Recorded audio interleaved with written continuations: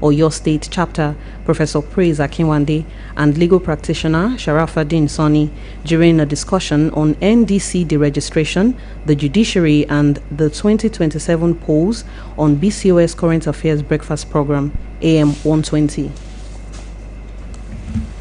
Sorry. As political activities gather momentum ahead of the 2027 general elections, the debate over the proposed deregistration of the Nigeria Democratic Coalition (NDC) and the judiciary's role in resolving political disputes have continued to attract public attention. Speaking on BCOS Breakfast Program, AM 120, the Public Secretary of the NDC in Oyo State, Professor Praise Akinwande, described the proposed deregistration as unfortunate, saying it comes at a critical period where preparations for the 2027 general elections are intensifying. Professor Akinwande maintained that the NDC's logo bears no resemblance to that of the APC, explaining that while the NDC's symbol is a victory sign, the APC's symbol is a broom. He alleged that the move was aimed at preventing the party from participating in the 2027 elections. INEC's argument is that, or was that, our symbol, which is this victory sign, looks like that of APC. So that was the basis for INEC's refusal in the first instance. And that's why we went to court in Lokoja.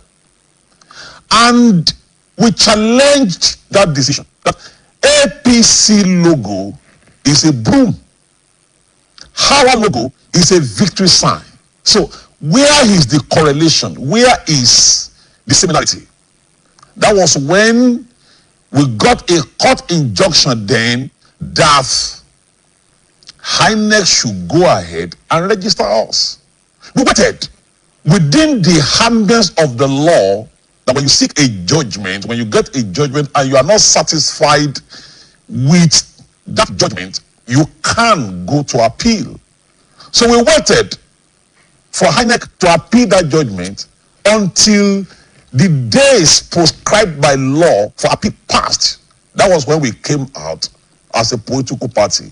Also speaking on the program, legal practitioner Sharafaddin Sani faulted the role of the Independent National Electoral Commission (INEC), arguing that the commission was aware the logos of the NDC and APC were different, yet declined to register the party. He further noted that INEC relied on the PMP case during the court proceedings and maintained that the trial judge erred by setting aside the earlier judgments. Actually disclose the presence of PMC within the issue, but refused to inform, notify, or bring in PMC for that purpose. That was what crashed INEC defense as I think we allowed to go. The question we need to ask ourselves is, why now? Whose fault? Both guests expressed confidence that the Nigeria Democratic Coalition would eventually secure its registration and participate in the 2027 general elections. Fedora Afolagboye, BCOS News. Kwara State Governor Abdurrahman Abdulrazak has relieved several top aides of their duties, including the Principal Private Secretary and Deputy Chief of Staff, in what the government described as a minor cabinet reshuffle. The decision was announced in a statement issued today by the Deputy Chief Press Secretary to the Governor, Mashood Agbola. According to the statement, the shake-up affects all special advisors, senior special assistants, and special assistants serving in the administration. This broadcast of Newscope comes to you from the Broadcasting Corporation of Oyo State, Ibadan. The Oyo State government has commenced stakeholders' sensitization ahead of the implementation of the contributory pension scheme for local government workers, assuring employees and pensioners that the new arrangement will be transparent and will not affect existing benefits. The assurance came from the chairman of the Oyo State Local Government Staff Pension Board, Honorable Akim Ige, during a stakeholders meeting at the Local Government Staff Training School, Secretariat, Ibadan.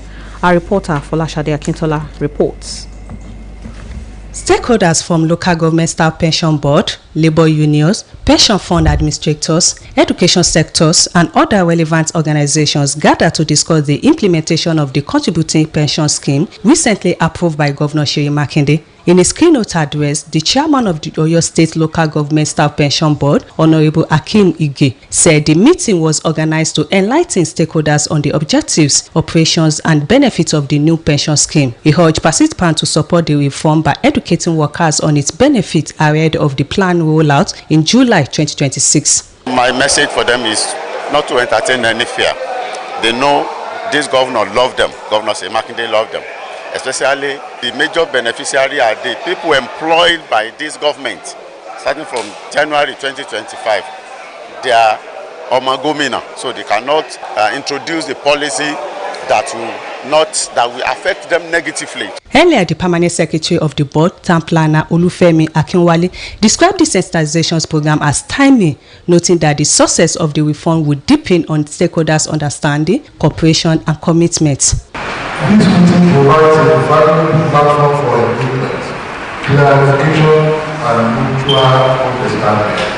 It is our expectation that the discussions and presentations that will follow today will address concerns, answer questions, and equip participants with the knowledge required to effectively guide and support prospective enrollees within their respective establishments. In their goodwill messages, stakeholders described the contributing pension scheme as a sustainable response to the backlog of unpaid pensions and gratitude inherited from previous administrations. They explained that restricting the initial implementation to newly recruited workers will ensure a smooth transition, minimize disruptions, and promote the long-term sustainability of the pension system. Participants also expressed confidence that the reform would strengthen pensions, administrations, and secure the retirement future of public servants. The meeting features an interactive sessions where participants sought clarification on the implementation process, contribution structures, and management of retirement savings under the scheme. Participants described the sensitization program as a significant step towards the successful implementation of the contributing pension scheme in the local government service, while reaffirming their commitment to supporting this pension reform in Oyo State. Special prayers were offered for the safe release of adopted students and teachers from 3 schools in Oluyole local government area. Folashade Akintola, BCOS News. The prestigious Premier Hotel situated in Ibadan, which had been transformed and just commissioned, will mirror the rebirth of older national assets across the country. Nigerian President Bola Tinubu stated this at the commissioning of the transformed Premier Hotel, one of the subsidiaries of the Oluyole Investment Company Limited, situated at Mokola Hill, Ibadan. Secretary to the Government of the Federation, Senator George Akume, who represented President Bola Tinubu in his remarks, noted that the newly transformed Premier Hotel is a landmark project which reaffirms the commercial, cultural, and strategic importance of Ibadan and the state within the Nigerian Federation. The Group Managing Director of Oluyole Investment Company Limited, Mr. Abdurrahman Yunusa, while welcoming guests at the event, said the transformation was to make Premier Hotel a full 5-star hotel, even in the face of economic and national financial crisis. Chairman of the Oluyole Investment Company Limited, Otunba Bimbo Ashiru, in his remarks acknowledged the contributions of the Southwest State governors, especially Oyo State, for giving a level playing ground for the easy remodeling process of the Premier Hotel. The chairman, Premier Legacy Group, Mr. Agboyega Fatimileyin, in partnership with Oluyole Investment Company Limited, explained that the project will create direct and indirect job opportunities for qualified Nigerians and significantly contribute to the revenue source of the state. The Benin zone of the Academic Staff Union of Universities on Monday threatened to shut down academic activities in 7 state-owned universities across Edo Delta, and Ondo states if the 2025 federal government and ASU agreement is not implemented in the July salary payment. Addressing journalists, the zonal coordinator of ASU Benin Zone, Professor Monday Igbafen, said the union had exhausted all avenues of engagement with the governors of the affected states. He noted that all federal universities and 10 state-owned universities across the country had fully implemented the agreement, including the payment of arrears. Igbafen said the July salaries of members in the affected institutions must reflect the consequential adjustment of total consolidated academic allowance and other entitlements contained in the agreement, while arrears from January 2026 must also be paid. The National Drug Law Enforcement Agency, NDLEA, has revealed that the federal government is working to remove the optional fines for convicted drug traffickers, a move aimed at strengthening penalties and closing legal loopholes that allow offenders to avoid lengthy prison sentences. The NDLEA spokesperson, Femi Babafemi, said the proposed amendment to the NDLEA Act is being championed through the Office of the Attorney General of the Federation and Minister of Justice and will soon be forwarded to the National Assembly. According to him, the amendment seeks to abolish the fine option currently available to convicted drug traffickers and replace it with mandatory prison terms ranging from 15 to 25 years.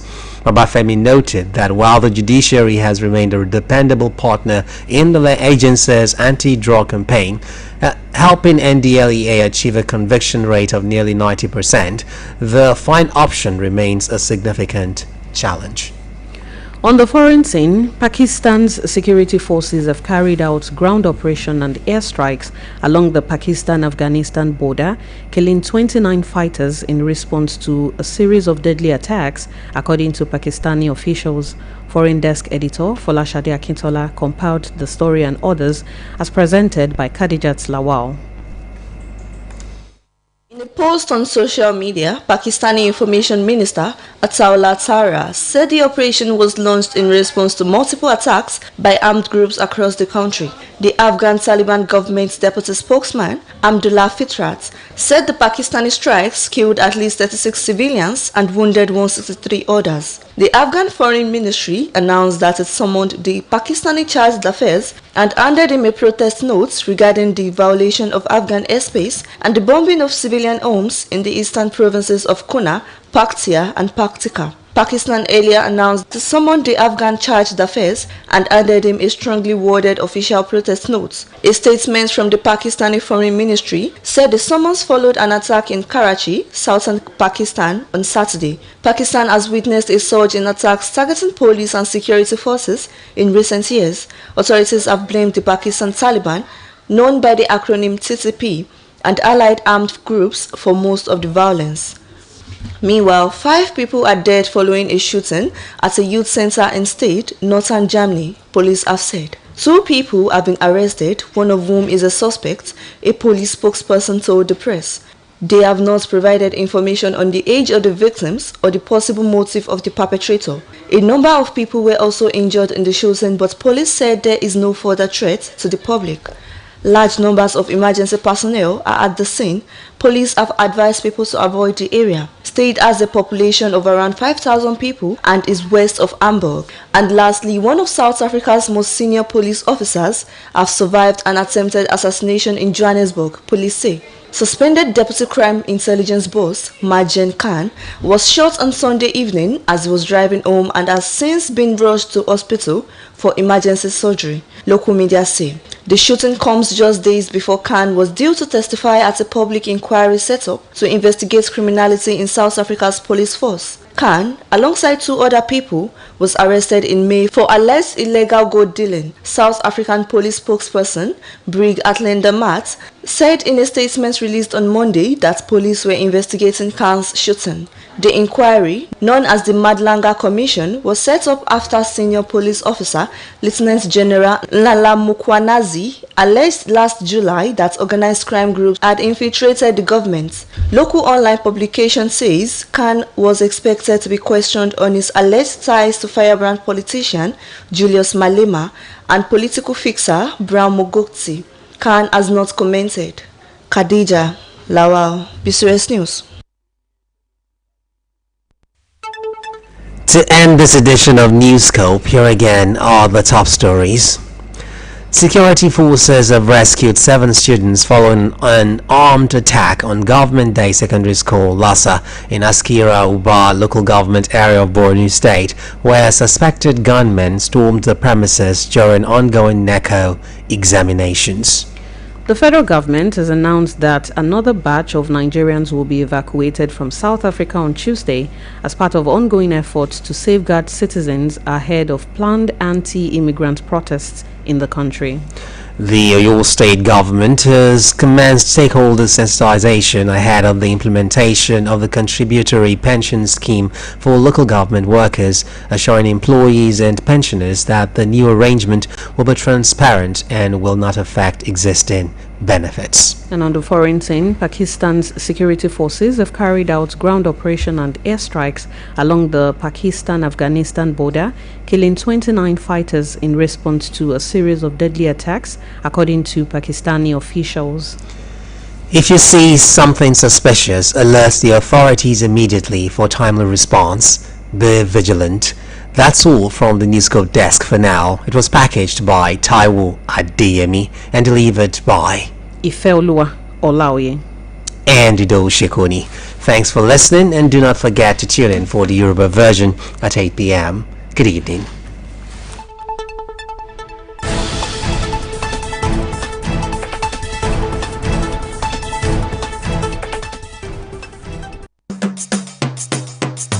Oluyole FM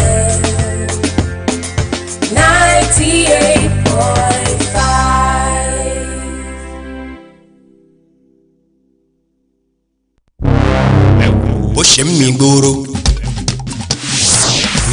ó mi gbòòrò kílẹ̀ wí ó mi gbòòrò àmì òjijì rédíò tí ó láfiwé Oluyole FM àwa ni bàbá ìdùnnú rẹ lójoojúmọ́ èmi ò lè ṣe kí mi máa gbọ́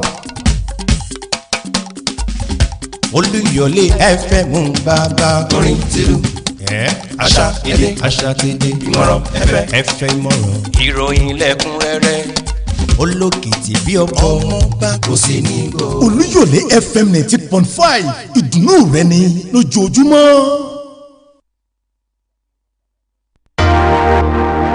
Lágbo Àkàndá ó balẹ̀ bí ẹ̀rà dẹ̀dẹ̀ lórí ìkànnì Olúyọ̀lé 98.5 FM Ìbàdàn. Aṣíwájú Ìdòwú Awọ̀lúmọ̀tẹ́ decent presenter máa wọlé. Lágbo Àkàndá lè sókè ìtòkàtẹ́ mọ̀ gbọ́ lórí ìkànnì Olúyọ̀lé 98.5 FM Ìbàdàn. Ní gbogbo ọjọ́ ìṣẹ́gun Tuesdays ní dédé agogo 5 kọjá ìṣẹ́jú 5 dago 6 bẹ̀rẹ̀. Àwọn ipá wo làkàndá ń kó láti mú ìdàgbàsókè àti ìlọsíwájú bá àwùjọ? Àwọn wo ni wọ́n ń fojú lámì ìtọ́ wo àwọn àkàndá káàkiri àwùjọ àti ibi gbogbo lápá bí láti mọ̀ pé a mọ̀ ṣàlàyé yànnàná àwọn ipa àti ìwúlò àkàndá láwùjọ wa àti níbikíbi. Aṣíwájú Ìdòwú Awọ̀lúmọ̀tẹ́ tó ti ṣetán láti fi kòkò ṣe bẹ́ẹ̀ tó kí gbogbo wa ó lè gbádùn rẹ̀ lágbo àkàndá. Bákan náà láti mọ láǹfààní láti ṣèrànlọ́wọ́ fún àwọn àkàndá kọ̀ọ̀kan tí wọ́n bá nílò ìrànlọ́wọ́ lórí ètò. Ẹ pàdé Aṣíwájú Ìdòwú Awọ̀lúmọ̀tẹ́ lọ́jọ́ ìṣẹ́gun Tuesday yìí láago 5 kọjá ìṣẹ́jú 5 dago 6 ìrọ̀lẹ́ torí wípé àwọn àkàndá ẹ̀dá èèyàn níwọ̀n ẹ̀já àjọ gbé wọn lárugẹ. Àmì òjijì rédíò tí ó láfiwé Oluyole FM àwa ni bàbá.